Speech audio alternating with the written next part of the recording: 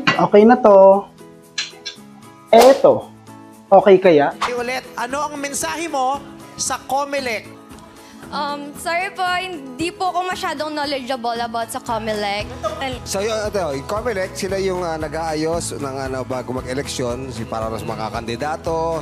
Sila ang may kinalaman. Mga votes. Sila ang may kinalaman sa lahat ng kaganapan tungkol sa eleksyon sa Pilipinas. Hindi ata okay yun. Yung sinabi ni COMELEC George Garcia. Okay kaya? Nalulungkot po ako parang failure po ang COMELEC. Parang kami po may kasalanan doon. Parang hindi po namin napapahayag mabuti sa sambayanan kung sino kami, ano ang aming katungkulan at magkakaroon pa pala ng eleksyon. Maaaring siya ay representasyon ng madami pa mga Pilipinong hindi po naalalaan yung ating mga ginagawa. Kaya ang gusto namin alamin bakit. Hello everyone! Ako si Rain, estudyante sa Bicol University at intern sa Vera Files. Ano nga bang tungkulin at hindi tungkulin ng COMELEC? Tara, alamin natin. Ang COMELEC ay independent constitutional body na may mandato ng mga siwa ng mga halalan sa Pilipinas. Sa madaling sabi, responsibilidad nila ang pagsasagawa ng patas, malaya at tapat na halalan. Pero ibig sabihin ba nito, lahat ng may kinalaman sa eleksyon ay gampanin nila? Ayon sa saligang batas, hindi. Tungkulin ng COMELEC na ipatupad at pangasiwaan ang lahat ng batas na may kinalaman sa halalan. Pero, hindi sila ang gumagawa ng batas. Trabaho ito ng Kongreso.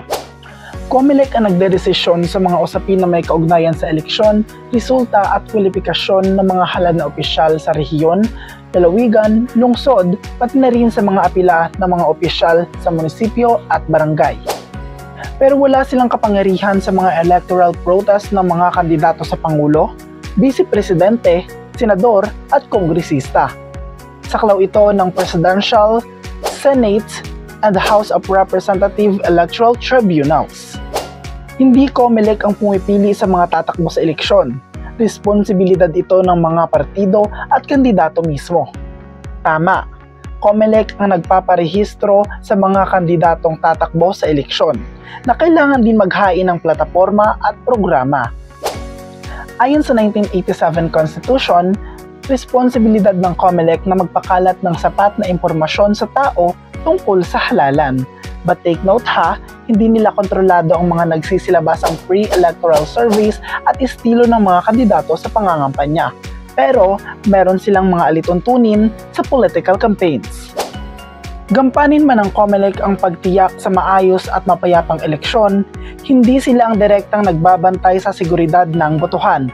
Trabaho ito ng mga law enforcement agencies tulad ng pulis at military. Maaaring magrekomenda ang COMELEC sa Kongreso ng mga panukalang batas o mga hakbang para mabawasan ang gastusin sa eleksyon, tulad na lamang ng paglimita sa mga lugar kung saan pwede ilagay ang mga campaign materials at mga regulasyon para maiwasan ang mga pandaraya sa eleksyon, gaya na lamang ng vote buying. May kapangyarihan din ang COMELEC na mag-imbestiga ng mga ganap na may kinalaman sa pandaraya. Kasama nila rito ang iba pang ahensya, kagaya na lamang ng Department of Justice. At panghuli, COMELEC nga bang nagpo-proclaim ng mga kandidatong nanalo bilang Pangulo at Vice Presidente? Hindi po. Kongreso ang nagka-canvas at nagpo-proklama ng nanalo sa dalawang pinakamataas na posisyon sa gobyerno. Ang pinoproklama naman ng COMELEC bilang National Board of Canvassers ay ang mga nanalong senador at party list. District Board of Canvassers naman sa mga nanalong district representatives, Provincial Board of Canvassers sa gobernador, vice-gobernador at sangguniang panlalawigan members. City or Municipal Board of Canvassers naman sa mga nanalong alkalde, vice-alkalde at sangguniang bayan. COMELEC nga ang pangunahing nangangasiwa ng eleksyon, pero hindi lahat ng may kinalaman sa halalan ay saklaw nito. May mga tungkuling nakaatas sa Kongreso, PNP, AFP, DOJ at iba pang ahensya ng gobyerno. Kaya mahalagang alam natin ang tamang impormasyon para masabi nating okay na to. Sa ganitong panahon at usapin, mahalagang alam natin ang tamang impormasyon tungkol sa halalan. Tandaan, isa ito sa mga trabaho ng COMELEC.